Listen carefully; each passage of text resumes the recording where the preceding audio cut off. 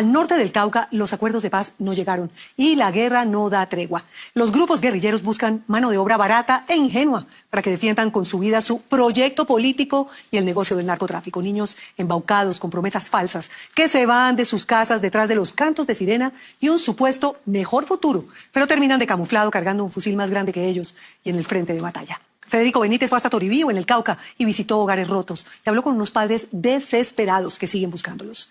El amor es más fuerte que el miedo. Los actores armados han creado una estrategia de llevarse a nuestros niños, a nuestros jóvenes. Una estrategia muy bien montada. Primero te enamoran, luego le dan un dinero y lo confunden, luego le pintan mil maravillas. Es muy doloroso que nos arranquen nuestros hijos para la guerra. Hernando Mesa es un padre desesperado que busca a su hijo Sergio de 17 años. Hace un año fue reclutado por la guerrilla en el norte del Cauca. ¿Cómo será la desesperación que ya perdió el miedo de que lo maten en esta zona de guerra que es Toribío? Y aferrado al valor que le da ese amor de padre, denuncia que las disidencias se le llevaron al menor de sus 3 hijos, del que no ha vuelto a saber nada. ¿Qué pasó con Sergio? Lo reclutaron, los secuestraron. Porque para decir que no es secuestro, tiene que ser una persona mayor de edad, con consentimiento de él o consentimiento de la familia. Cada minuto que pasa es eterno, siempre con la esperanza de recibir alguna noticia donde le digan qué pasó con su muchacho.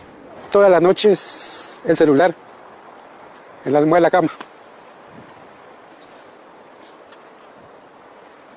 Tranquilo, don Hernán, tómese su tiempo, respire.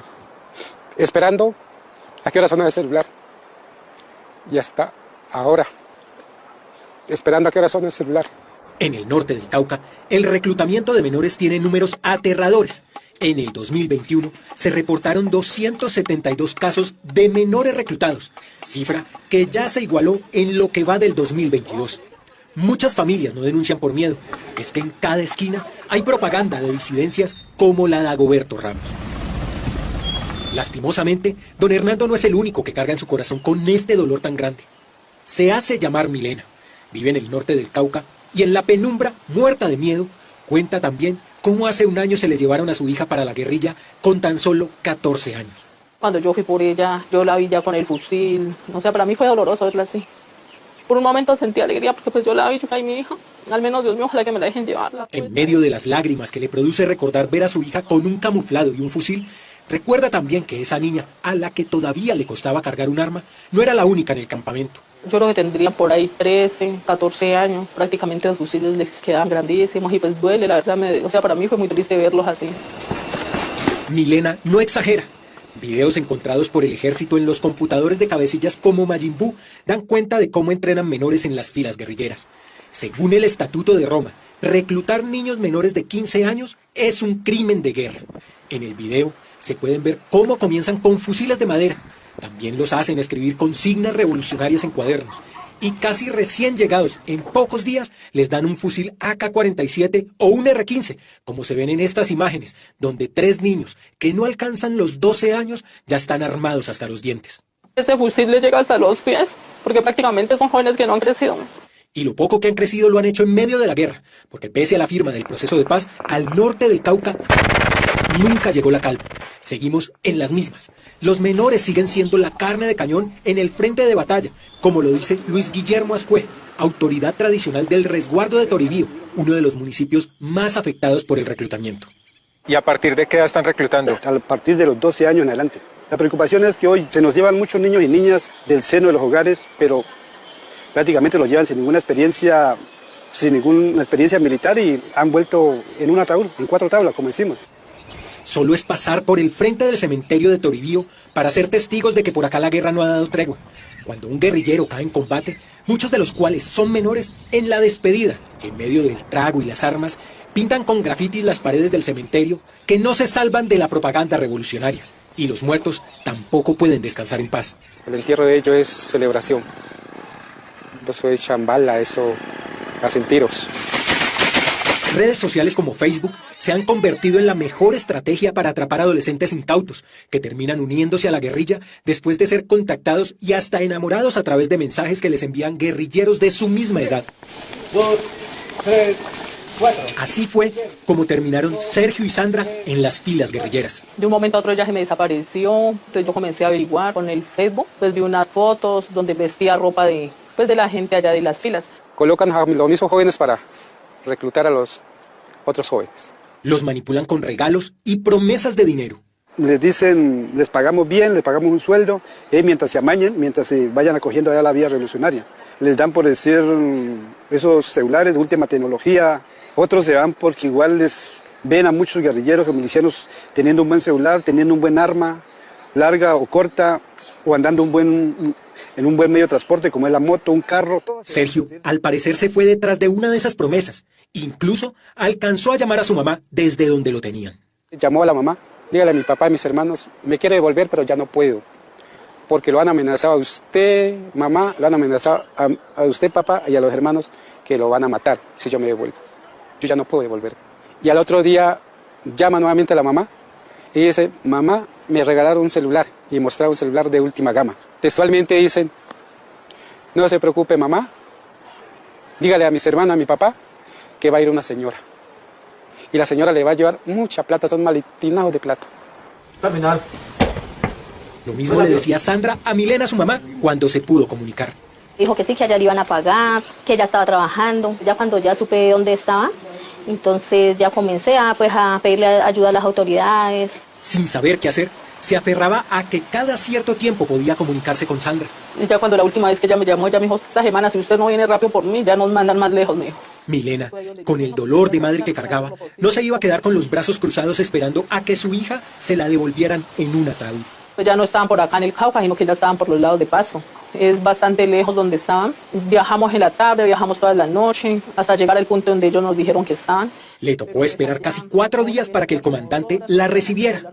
Milena solo se ganó un mínimo y no tenía cómo pagar el viaje hasta lo profundo de Nariño para rescatar de las garras de la guerra a su hija. Yo presté para completar porque pues no, en sí no me alcanzaba, no contaba con el presupuesto. Estuvo como en 1.500.000. No importaba lo que costara, con tal de regresar a casa con Sandra. La otra cara de la moneda la vivió Hernando, después de que Sergio finalizó la última llamada que le hizo a su mamá y los dejó con un mal presagio. Y para terminar dijo, me acaban de castigar, yo ya no puedo hablar, yo no sé qué me irán a hacer de mí. Las últimas palabras. De ahí para allá no sabemos nada más de la vida de Sergio Mesa Bedoya. Nos llegó una información diciendo que a él no estaba porque lo habían asesinado. Dicen que mi hijo de aquí solamente duró 10 días vivo y que ellos lo ajusticiaron. En Toribío saben que se los llevan para el sur del Cauca a zonas de conflicto como Argelia o a Tumaco, en Nariño, donde las disidencias combaten con el ELN por el control del territorio y las rutas del narcotráfico. Quienes les ponen el pecho a las balas son los menores. Los que no lo han traído, a los 15, 20, un mes, 2 meses, han llegado pero en un ataúd. Mucho hemos visto. Si no han llegado en un ataúd, han llegado heridos y lo tienen enterrado como NN en diferentes cementerios. Luis Guillermo, como autoridad, ha tenido que ir hasta los campamentos a sacar menores de la guerra. Nos ha tocado mucho ir a traer niños y niñas reclutadas para esa zona, pero también nos ha tocado traer así en un ataúd. La estrategia es movernos y poder decir, entre comillas, tal frente lo tiene en tal parte, tal comando lo tiene en tal parte y poder llegar allí directamente. Muchos comandos no están prestos como a devolver esos niños o niñas. Ante la incertidumbre si le devolverían a su hija, Milena esperó con paciencia y le rezaba a todos los santos para que el comandante tuviera compasión. Hablamos con el Señor, pero pues que había que esperar, nos estuvieron esperando ya hasta el otro día, esperar nuevamente. Y así estuvimos allá hasta que cuando ya pues se pudo dialogar, el comandante allá fue que él ya nos vio, se pudo dialogar porque nos dijo que pues esperáramos, ya hubo como una esperanza de que pues sí me iban a regresar a mi hija. Con la certeza de que su hija estaba viva, Milena tenía claro que de ese lugar no se iba a devolver sin Sandra. Hasta que al otro día ya como a las 2 de la tarde dijeron que esperara y que ya la iban a traer. La espera tuvo su recompensa después de tanta incertidumbre. Sus ruegos y los de su hija arrepentida le ablandaron el corazón al comandante guerrillero que la dejó regresar a casa. Milena no olvida las palabras de su hija cuando la volvió a ver. Dijo, mami, no se vaya a ir sin mí. Me decía que ella en partes le da mucho miedo porque pues había compañeros que en sí habían caído ya unos allá. ¿Cuánto se demoró desde que ella se fue hasta que tú la pudiste rescatar de la guerrilla? Aproximadamente 4 meses y medio. Con el horror de la guerra a cuestas, le contó que no fue la única que se llevaron cuando fue reclutada y el paso a paso de cómo lo recibieron. como que reunían varios muchachos y se los llevaban. Primero los tenían dándole pues todo lo que es la psicología, y ya, sí, cuando ya, pues ya le entregan el camuflado, le entregan el armamento, todo. Armamentos que, con apenas 14 años, los convierte en blancos fáciles en la guerra mientras sus comandantes cobran vacunas, se pasean en carros blindados en el norte del Cauca y promueven ideologías que ya ni ellos mismos se creen, pero que sirven para que niños den la vida por una causa que no es de ellos. Tampoco nadie del Estado se preocupa por buscarlos. Solo les importan a sus papás que en medio del desespero buscan arrebatárselos a las garras de la guerra. Por fortuna, Sandra regresó a donde nunca debió marcharse. Ya está estudiando nuevamente. Entonces, gracias a Dios, aquí conmigo. Hernando solo pide que con la propuesta de la paz total del gobierno, al menos le devuelvan el cuerpo de su hijo. Yo llamo a un proceso de paz. Lo único que nosotros pedimos como familiares, pues que nos entreguen el cuerpo, sea el actor Dagoberto Ramos, sea la Jaime Martínez, la Darío Rendón, pero que nos entreguen el cuerpo. Entre un mar de lágrimas, padres como Hernando o Milena tendrán que seguir nadando contra la corriente, implorándole a los grupos armados para que de una vez por todas entiendan que la guerra no es un juego de niños. Según la JEP, casi 24.000 niños fueron reclutados por las FARC en un periodo de 20 años. La ONU dice que unos 600 fueron llevados a la fuerza o con engaños en los 3 años posteriores a la firma del acuerdo, pero expertos dicen que esa cifra puede ser mucho mayor. El actual gobierno, que prohibió los bombardeos para que no cayeran niños, hasta ahora no ha condenado ni a las disidencias, ni a la guerrilla del ELN, ni a los demás grupos criminales por reclutarlos.